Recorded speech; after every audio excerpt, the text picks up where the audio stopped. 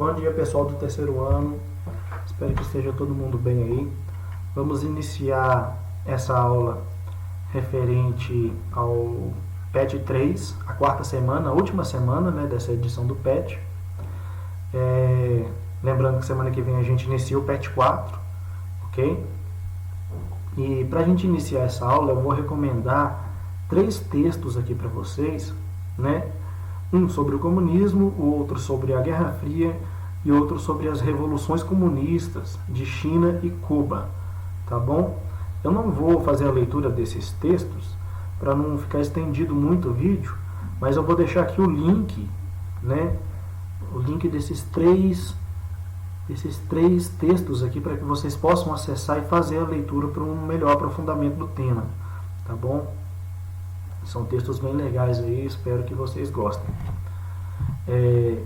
Nesse vídeo, a gente vai usar como fonte de conteúdo as obras aqui do professor Dimas Antônio, né, os vídeos do professor Dimas Antônio. Vou deixar aqui também o link do canal dele, tá certo? Esse professor, ele trabalha com vídeos do PET, tá certo? Com atividades do PET, com conteúdos do PET. E são vídeos de excelente qualidade, ele produz um material muito bom e a gente vai usar ele como fonte de conteúdo. Espero que vocês possam usar também na sua fonte de estudo e compartilhem, né? Curtam os vídeos dele lá, se inscrevam no canal, que é muito bom. Ok, o PET ele inicia com essa conceituação aqui.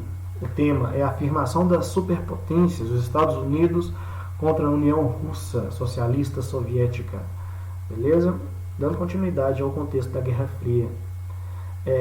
Ele vai trazer a conceituação aqui do plano quinquenal. Os planos quinquenais foram um instrumento de planificação econômica implantado por Stalin na antiga União Soviética, com o objetivo de estabelecer prioridades para a produção industrial e agrícola do país para períodos de 5 anos, ou seja, era um estabelecimento de metas durante 5 anos, né, de como que o setor agrário e o setor industrial deveria trabalhar, né, qual que era a meta que eles deveriam atingir durante o período de cada 5 anos. E a cada 5 anos essa meta era reformulada, né, o plano por esse plano quinquenal. De 5 em 5 anos era reavaliados os resultados e feito um novo plano. Visando tornar a União Russa Socialista Soviética autossuficiente, nele se determinavam as metas por setor econômico, do que deveria ser investido e do que deveria ser produzido. Considerava-se crime contra o Estado o não cumprimento das metas de produção estabelecidas. Ok? O PET ele também traz a recomendação desse vídeo aqui, o Brasil e Imigrantes Russos, disponível nesse link aqui, ó, do YouTube, beleza? Lembrando que no formulário do Classroom, que está lá para vocês resolverem essa atividade, esse vídeo já está inserido, é só dar play lá e assistir, tá bom? Vamos dar seguimento aqui. Eu já trouxe aqui, na verdade essa definição ela fica no final, mas eu trouxe no começo para que já tenha um certo sentido aqui para onde a gente chegar na ocasião da atividade, ok? Que é o que? A dicotomia. O que é a dicotomia? Dicotomia é uma participação de um todo ou de um conjunto em 2 partes, subconjuntos. Em outras palavras, esse par de partes deve ser o conjunto exaustivo, tudo deve pertencer a uma parte ou a outra e mutuamente exclusivo. Nada pode pertencer simultaneamente a ambas as partes. Essa partição também é frequentemente chamada de bipartição. As 2 partes assim formadas são complementos. Em lógica, as partições são opostas se existir uma proposição tal que ela se mantenha sobre uma e não sobre a outra. Beleza? Vamos lá. O texto. Leia o texto a seguir e em seguida responda as questões. O trauma da Grande Depressão foi realçado pelo fato de que um país que rompera clamorosamente com o capitalismo permaneceu imune a ele, a União Soviética. Enquanto o resto do mundo, ou pelo menos o capitalismo liberal ocidental, estagnava, a União Russa Socialista Soviética entrava numa industrialização ultra rápida e maciça sobre seus novos planos quinquenais. E mais, não havia desemprego. Essas conquistas impressionaram mais os observadores estrangeiros de todas as ideologias, incluindo um pequeno, mas influente fluxo de turistas socioeconômicos em Moscou em 1930 e 1935, que o visível primitivismo e ineficiência da economia soviética ou a implacabilidade e brutalidade da coletivização e repressão em massa de Estado. Qual era o segredo do sistema soviético? Poder-se-ia aprender alguma coisa com ele, recuando os planos quinquenais da Rússia. Plano e planejamento tornaram-se palavras da moda na política. Ok. A questão 1 aqui. O que permitiu a relativa imunidade soviética à depressão econômica da década de 1930? Para responder essa questão, a gente deixa destacado aqui um trecho do enunciado. Um país que rompera clamorosamente com o capitalismo permaneceu imune a ele, a União Soviética. Então, o que permitiu essa relativa imunidade à depressão econômica na década de 30? Justamente esse investimento pesado na industrialização do país, tá certo? Tanto na industrialização do país, quanto no fortalecimento do setor agrário. Então, o plano quinquenal ele vai trabalhar nesses dois campos, no setor agrário e no setor de industrialização.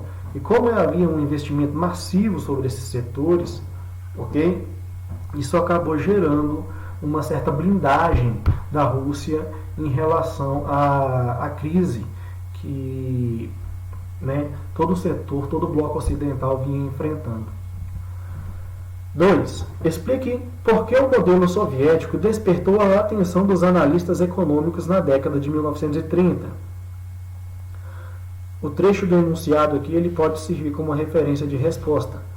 A Rússia entrava numa industrialização ultra rápida e maciça sobre seus novos planos quinquenais e não havia desemprego. Então essa forma de atuação socialista ela abrangia bastante essa questão da igualdade, ok?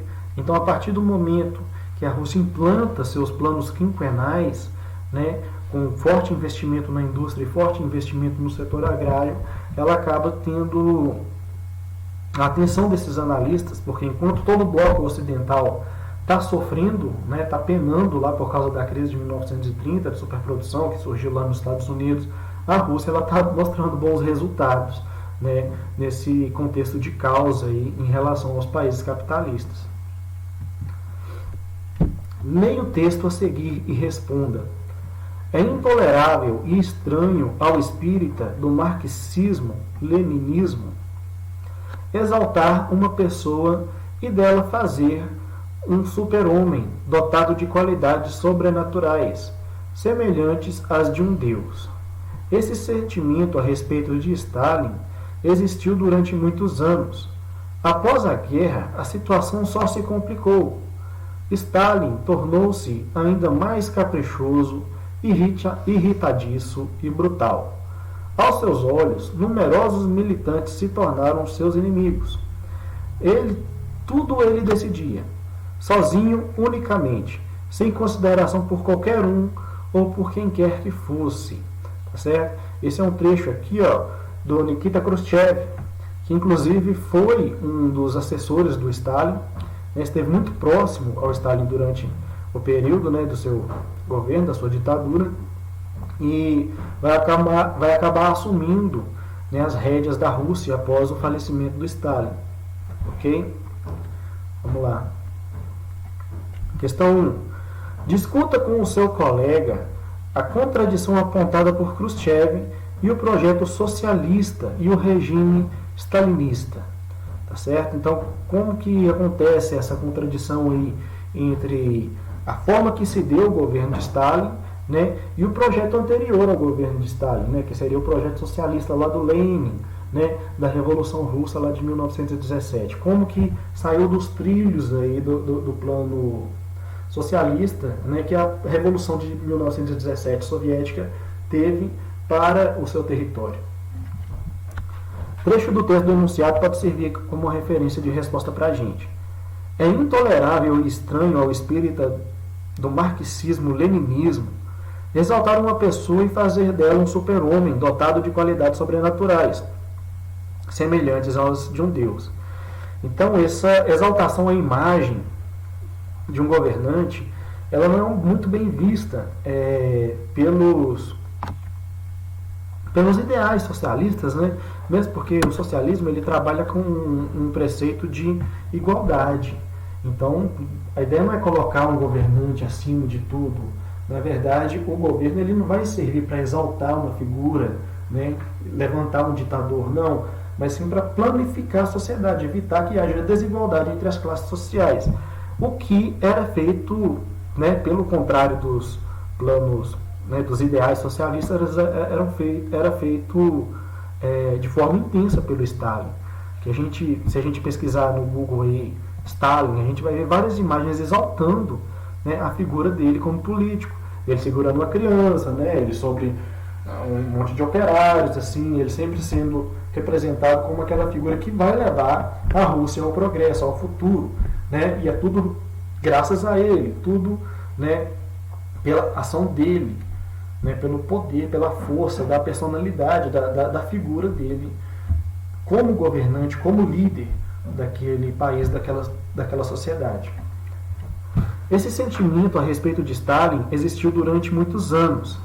Após a guerra, a situação só se complicou. Stalin tornou-se ainda mais caprichoso, irritadiço e brutal, o que mostra o quê? Mostra o crescimento do perfil ditatorial do Stalin após a guerra, né? Centralizando cada vez mais o poder, o governo nas suas mãos, no seu controle. Tudo ele decidia sozinho, unicamente, sem consideração por qualquer um, por quem quer que fosse. Ok?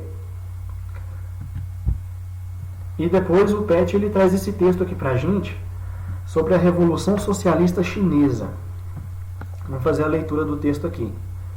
Em 1911, um movimento republicano dirigido pelo partido Kuomintang, Partido Nacional do Povo, conseguiu promover a queda da monarquia Manchu no poder desde o século XVII e subordinar o Estado chinês às diretrizes de um novo governo, que apresentava como prioridades a modernização do Estado por meio do nacionalismo econômico, a democracia liberal e o bem-estar social. A República do Kuomintang foi inicialmente comandada pelo médico e ativista político Sun Yat-sen. Posteriormente, em 1921, tendo como referência a Internacional Comunista sediada em Moscou, a Comintern, o líder estudantil Mao Tse-tung fundava o Partido Comunista Chinês. Após a morte de Sun Yat-sen, em 1925, ascendeu ao poder o militar e líder do Kuomintang, Chiang Kai-shek. Gente, se eu estiver pronunciando alguma coisa errada, vocês me perdoem, tá? Depois de comandar a expedição do norte, responsável pela vitória sobre os potentados locais, senhores da guerra, que ainda resistiram ao governo republicano do Kuomintang, Chiang Kai-shek assegurou a unidade nacional do Estado chinês. Adotando uma postura política mais conservadora, voltou-se contra os simpatizantes de Mao Tse-tung, ordenando a repressão aos comunistas. E a gente tem aqui como exemplo o massacre de Xangai de 1927, inaugurando o clima de hostilidade contra os membros do PCC. Em 1931, a partir das províncias meridionais de Hunan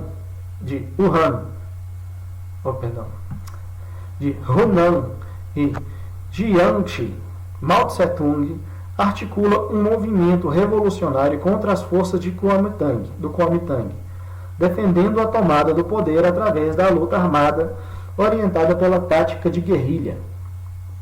Para fugir ao cerco das tropas de Chiang Kai-shek, entre outubro de 1934 e outubro de 1935, Mao Tse-tung empreendeu com um exército de 100 mil integrantes a longa marcha, atravessando 10 mil quilômetros do território chinês, com o objetivo de instalar no noroeste do país, uma base para sua ação revolucionária. Apesar da morte de praticamente 80 mil guerrilheiros, a longa marcha estimulou a difusão dos ideais revolucionários sobre os grupos campesinos, reafirmou a autoridade de Mao Tse-tung e estruturou as bases militares de suas tropas na província de Shaanxi. O clima de guerra civil entre nacionalistas e comunistas só seria interrompido a partir de 1937, quando as tropas se uniram para lutar contra o Estado japonês que ocupara a região da Manchúria e para combater as forças nazifascistas durante a Segunda Grande Guerra, de 1939 a 1945.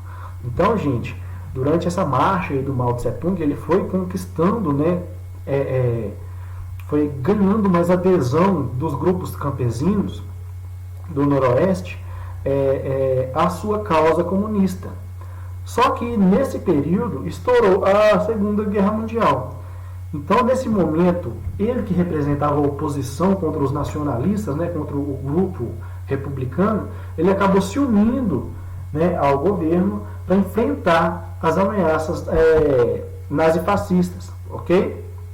E enfrentar os japoneses também que estavam ameaçando o território chinês.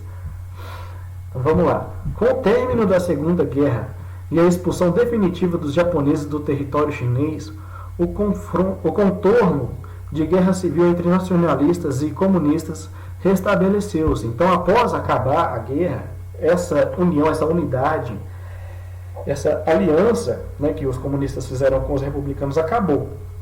Eles voltaram para o pé que eles estavam antes, o pé de confronto mesmo. Ok? Após 4 anos de enfrentamentos, Mao Tse-tung derrotou as tropas de Chiang Kai-shek, instalando o regime socialista no país, a partir da criação da República Popular da China. Lembrando que durante a Segunda Guerra Mundial, esse apoio dos comunistas, que foi muito importante para a expulsão dos japoneses do território chinês, isso acabou levando a população chinesa a ter uma grande identificação com o Partido Comunista e com a causa liderada pelo Mao Tse-tung. Ok. As lideranças do Kuomintang, por sua vez, refugiaram-se na ilha de Formosa, Taiwan, instituindo o governo da China nacionalista, de base capitalista, reconhecido naquele momento pelo governo norte-americano. O Taiwan, Além da Revolução Socialista Chinesa, a ampliação dos regimes socialistas após o término da Segunda Guerra foi também percebida com a emergência das democracias populares do leste europeu, entre 1944 e 1948.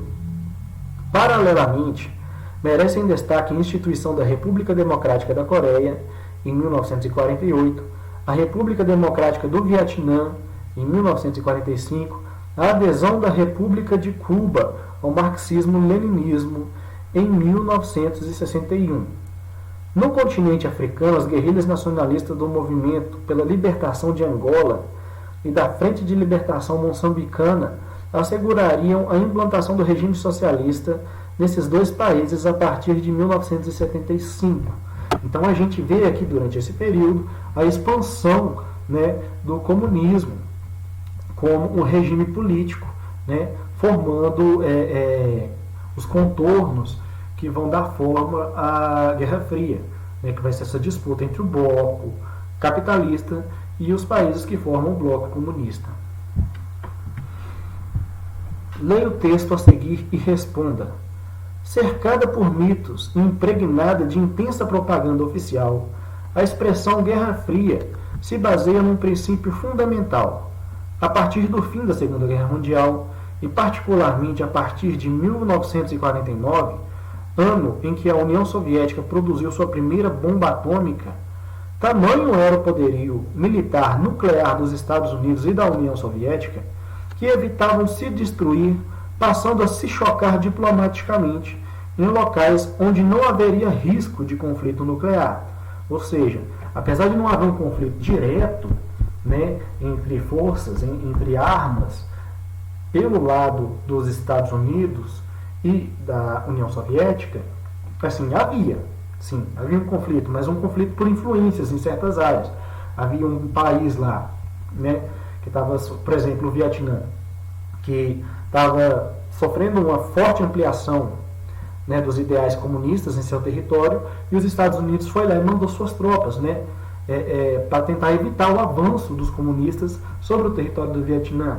Então havia assim, esses conflitos dessa natureza, né? O bloco capitalista tentando evitar o avanço dos ideais comunistas e vice-versa, ok? Mas assim, não havia um conflito direto entre os Estados Unidos e a Rússia soviética. Né? Não havia um conflito direto entre eles, havia assim, um conflito de suas tropas em apoio, né, a esses países que estavam em guerra civil, cada um defendendo o seu viés ideológico. Beleza. Locais que não havia risco de conflito nuclear. Esta seria a equação básica para as relações internacionais, e na medida em que o conflito entre os Estados Unidos e a Rússia é ideológico e da aniquilação mútua, o mundo teria que se posicionar entre um e outro, formando áreas de influências e blocos diplomáticos.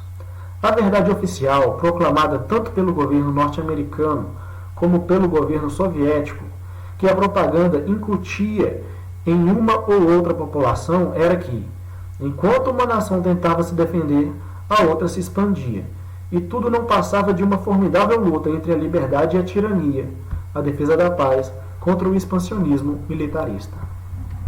Ok? Dando seguimento aqui, a questão 1. Em que se baseava, segundo o texto, a expressão Guerra Fria? Então vamos trazer aqui um trecho do texto, né, para responder a questão. A partir do fim da Segunda Guerra Mundial, e particularmente a partir de 1949, ano em que a União Soviética produziu a sua primeira bomba atômica, tamanho era o poderio militar nuclear dos Estados Unidos e da União Soviética que evitavam se destruir, passando a se chocar diplomaticamente em locais onde não haveria o risco de conflito nuclear. Então, ambos tinham grande força nuclear em suas mãos. Para evitar a autodestruição, a destruição mútua, né, deles, o que eles faziam? Eles faziam esse combate, esse conflito, ideologicamente, diplomaticamente, né, tentando evitar o avanço comunista em determinadas áreas e com um choque também ideológico, né, de propaganda mesmo, e diplomático entre os governos soviéticos e o governo americano, ok? Então, para evitar o conflito direto, né, evitar essa ameaça de destruição mútua devido à potente força nuclear que esses dois países possuíam. 2. De que forma a propaganda oficial reforçou a percepção dicotômica da Guerra Fria? O que a gente pode responder aqui de acordo com o enunciado?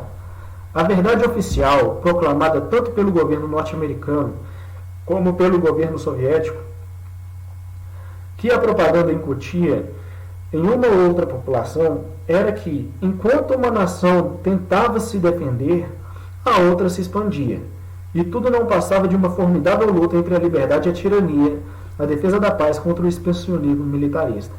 Então, o que eles faziam? Enquanto um lado estava falando, olha, eu só estou me defendendo, quem está atacando é o outro lado fazia a mesma propaganda com essa mesma narrativa, tá certo? Sempre tentando o quê? Manter a sua hegemonia ideológica em suas áreas de influência e, se possível, né, conseguir a expansão, né, e a derrota do seu opositor ideológico, né? O socialista para os comunistas, o comunista para o capitalista e o capitalista para o comunista, né, tentando se detonar, cada um de um lado, com propaganda. Gente, espero que essa aula tenha sido proveitosa para vocês. Eu não sei se tudo ficou claro. Se caso alguma coisa tiver ficado meio, né, perdida aí, vocês podem me perguntar, me procurem aí.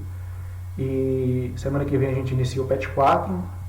E até a próxima aula. Muito obrigado. Tudo de bom para vocês aí.